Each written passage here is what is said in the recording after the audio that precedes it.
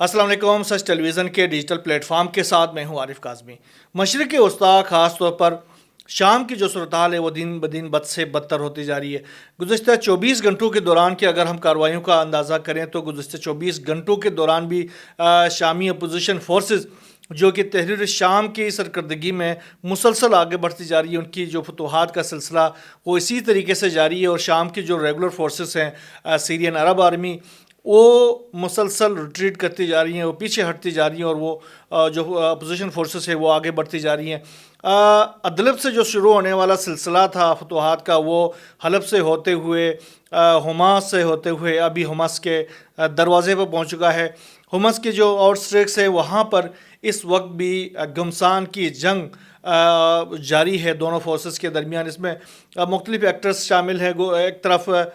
شام کی جو ریگولر فورسز ہے سیرین عرب آرمی، دوسری طرف اس میں جو سیرین ڈیموکریٹک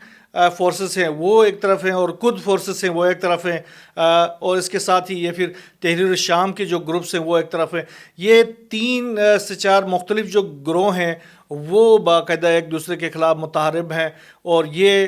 مختلف فرنٹس کے اندر بڑی گھمسان کی جنگ ہے. جو حماس کے علاقے میں جو کارروائیاں ہیں اس میں دونوں جانب سے مختلف قسم کے دعوے کیے جا رہے ہیں. خاص طور پر جو اپوزیشن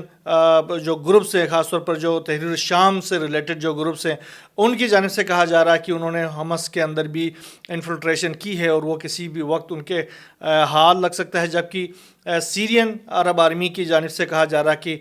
حماس کے اندر وہ آنے میں ناکام رہے ہیں اور اس کے کنٹرول ابھی بھی بشار الاسد کی فورسز کے ساتھ ہے. لیکن دوسری طرف جو اسرائیل کی سرحد کے ساتھ کا جو علاقہ ہے،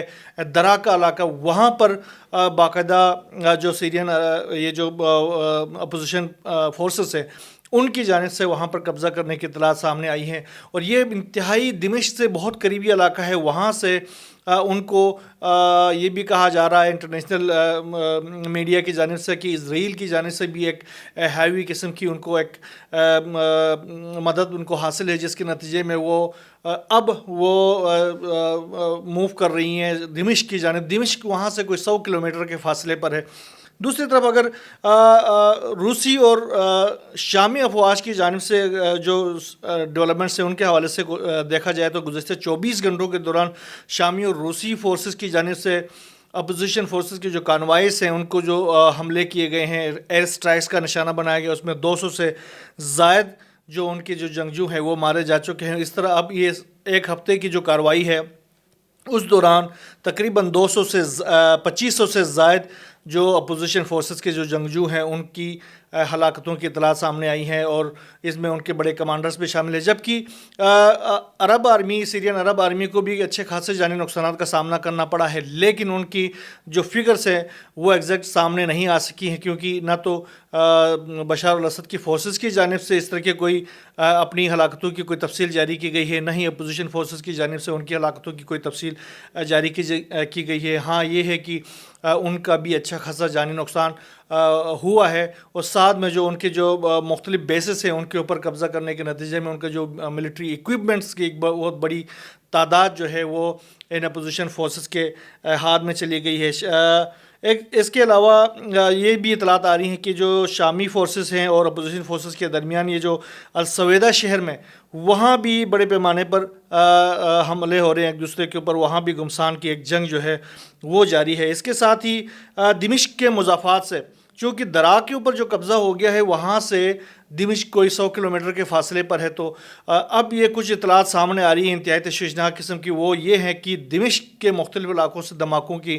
آوازیں سنائی دے رہی ہیں. گو کہ جو اپوزیشن فورسز ہیں ان کی جانب سے کہا جا رہا ہے کہ ہم دمشق کے مضافات میں پہنچ چکے ہیں، جبکہ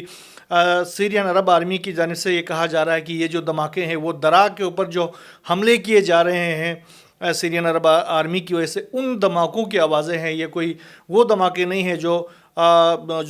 اپوزیشن فورسز کی جانب سے حملے کیے گئے ہیں اور وہ دمشق کے اندر وہ امپیکٹ کر رہے ہوں.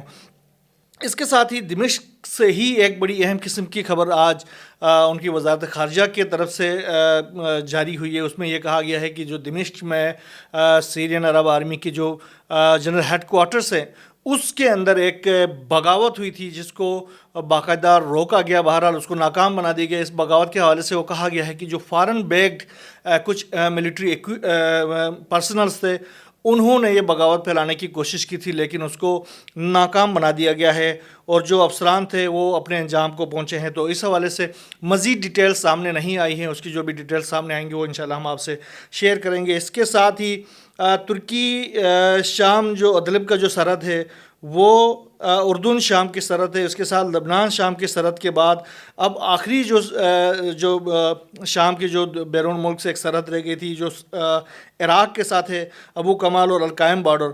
ان بارڈرز پر بھی شام کی جو امریکی حمایت یافتہ جو کرد ملیشیاز ہیں ان کا قبضہ ہو گیا ہے. تو ایک طرح سے شام کا جو پورا علاقہ ہے وہ اب ایک گہرے میں آ چکا ہے، اس کی دیگر ممالک کے ساتھ ایک رابطہ ایک طرح سے منقطع ہو گیا. بہرحال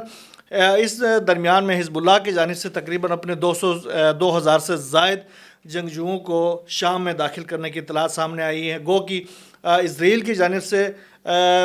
شام کے بارڈر کے ساتھ تقریباً کوئی 6 سے زائد جو ان کے جو کراسنگز تھے ان کو باقاعدہ حملے کر کے، فضائی حملے کر کے ان کو تباہ کر دیا گیا تھا. لیکن پھر بھی یہ اطلاعات سامنے آ رہی ہیں کہ حزب اللہ کے تقریباً 2,000 سے زائد جو نوجوان ہیں، جو جنگجو ہیں، وہ شام میں داخل ہو چکے ہیں، جس کے نتیجے میں ابھی آگے دیکھا جا سکتا ہے کہ اس جنگ میں کوئی ڈرامائی تبدیلیاں بھی ہو سکتی ہیں. لیکن دوسری طرف یہ بھی خدشات بہت اہمیت اختیار کر گئے ہیں کہ جو دمشق ہے اس کا بھی فال کسی بھی وقت ہو سکتا ہے. اس حوالے سے مختلف جو میڈیا گروپس اس میں یہ بھی کہا جا رہا ہے کہ جو شامی فورسز ہیں اور شام کے جو گورنمنٹ کے جو آفیشلس ہیں ان کی ایک بہت بڑی جو تعداد ہے وہ بھی اپنے خاندان والوں کے ساتھ نکل کے محفوظ مقامات پر جانے کی کوشش کر رہے ہیں. اگر یہ سلسلہ جاری رہتا ہے تو دمشق فال کر سکتا ہے. بہرحال اس حوالے سے عراقی گورنمنٹ کی جانب سے ایک اہم سٹیٹمنٹ سامنے آیا ہے. عراق کے جو حکومت کی جو ترجمان ہے باسم عوادی، انہوں نے کہا ہے کہ شام کی جو حکومت ہے اس کی حاکمیت اور شام کی سالمیت کا ہم مکمل احترام کرتے ہیں اور شام کی تقسیم جو ہے وہ ہماری ریڈ لائن ہے. جس طریقے سے ابھی میڈیا میں خبریں آ رہی ہے کہ امریکن بیکڈ ایک میپ جو سامنے آیا ہے جس میں شام کو 3 مختلف ریاستوں میں تقسیم کرنے کے حوالے سے باتیں سامنے آ رہی ہیں، تو اس حوالے سے یہ سٹیٹمنٹ بڑی اہمیت کا حامل ہے. دوسری طرف شام میں جو مختلف ممالک کے شہری ہیں، خاص طور پر دمشق میں، ان کو بھی وہ ممالک بھی اپنے شہریوں کو باہر نکلنے کی وہ ہدایات دے رہی ہیں. خاص طور پر امریکہ کی جانب سے اپنے شہریوں کو نکلنے کی ہدایت دی گئی تھی، پھر عراق کی جانب سے، رشیا کی جانب سے اور چائنا کی جانب سے اپنے شہریوں کو جو کہ وہاں پر موجود تھے دمشق اور اس کے مضافات میں، تو ان کو کہا گیا کہ وہ فوری طور پر شام سے وہ چلے جائیں محفوظ مقامات کی طرف. دوسری طرف اس حوالے سے دوحہ کے اندر جو ڈیولپمنٹس جاری تھی، خاص طور پر جو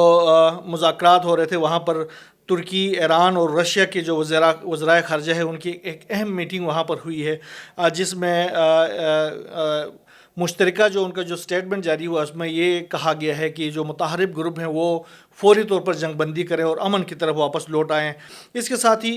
روس کے وزیر خارجہ ہیں سرگئی لاروف، انہوں نے دوحہ میں ایک پریس کانفرنس کی ہے. وہاں پر میڈیا کے سوالوں کا جواب دیتے ہوئے انہوں نے کہا کہ ہم بشار اسد کی جو حکومت ہے اس کی حمایت مسلسل طور پر جاری رکھیں گے اور ہم یقینی بنائیں گے کہ شامی ریاست جو ہے وہ متحد رہے. دیکھیں، ایک طرف شام کے عراق کے حکومتی ترجمان نے کلیئر کہا تھا کہ ہم شام کی تقسیم کی مخالفت کریں گے، یہ نہیں ہونے دیں گے، اور لاروف بھی یہی کہہ رہے ہیں کہ ہم شام کو ریاست کو متحد رکھنے کی پوری کوشش کریں گے، اس کو یقینی بنائیں گے. ایران کی جانب سے بھی اسی طرح کے سٹیٹمنٹس جاری ہوئے. اس کے علاوہ انہوں نے یہ بھی کہا کہ ہم دہشت گردوں کے خلاف اپنی کارروائیاں اسی طریقے سے جاری رکھیں گے اور حتیٰ کہ اس وقت تک بھی جاری رکھیں گے جب وہ یہ کہیں گے کہ ہم اب پرامن شہری بن گئے ہیں، تب بھی ہم ان کے خلاف جو حملے ہیں، ان کے خلاف کارروائیاں ہیں، اسی طریقے سے جاری رکھیں گے. اس کے ساتھ ہی انہوں نے کہا کہ ہم شام میں جو سفارتی حل ہے، جنگ بندی کے حوالے سے سفارتی اقدامات بھی، کوششیں بھی ہم نے جاری رکھے ہوئے ہیں تاکہ کسی طریقے سے شام کے اندر ایک تو امن آ جائے اور اس کی ریاست جو ہے وہ انٹیکٹ رہے. دوسری طرف جو امریکہ کی جو ٹیسٹ ایکٹیویٹیز ہیں اس سارے معاملے کے اندر، اس کے حوالے سے دیکھا جائے تو امریکہ کی جو اس حوالے سے شام کی جو کنفلکٹ ہے اس کے حوالے سے ان کی جو سرگرمیاں ہیں بہت ہی تشویشناک قسم کی سرگرمیاں ہیں. شام کی سالمیت کے خلاف اس کے جو اقدامات ہیں وہ کھل کے سامنے آتے جا رہے ہیں. اس میں اور دیگر ایکٹرز بھی ہیں جن کا ہم اپنے ولاگس کے اندر ذکر کرتے آئے ہیں. ابھی شام کے معاملات کو لے کر عراق کے اندر جو امریکی بیسز ہیں ان کے اوپر ایک بہت بڑا حملہ ہوا ہے, خاص طور پر بغداد ایئرپورٹ کے قریب جو امریکی اور ان کے اتحادی ممالک کے جو ایک فوجی اڈے کو نشانہ بنایا گیا, جس میں بڑے پیمانے پر وہاں پر کتوشیا جو میزائلس ہیں ان کے ذریعے اس اڈے کو نشانہ بنایا گیا اور وہاں پر بڑے دھماکوں کی آوازیں سنائی دے رہی ہیں. ساتھ میں وہاں سے سائرن بجنے کی آوازیں آ رہی ہیں. جانی نقصان کس حد تک ہوا اس حوالے سے کوئی تفصیل نہیں سامنے آئی ہے, لیکن یہ ہے کہ یہ بھی بہت بڑی ڈیولپمنٹ ہے کہ عراق کے اندر جو ریزسٹنٹ فرنٹ کے جو جوان ہیں انہوں نے امریکی جو اڈے ہیں اس کو نشانہ بنایا ہے وہاں پر. اس حوالے سے بہرحال جو بھی نئے اپڈیٹس سامنے آتی رہیں گے وہ ہم آپ سے شیئر کریں گے. یہاں بس اتنا ہی. اللہ حافظ.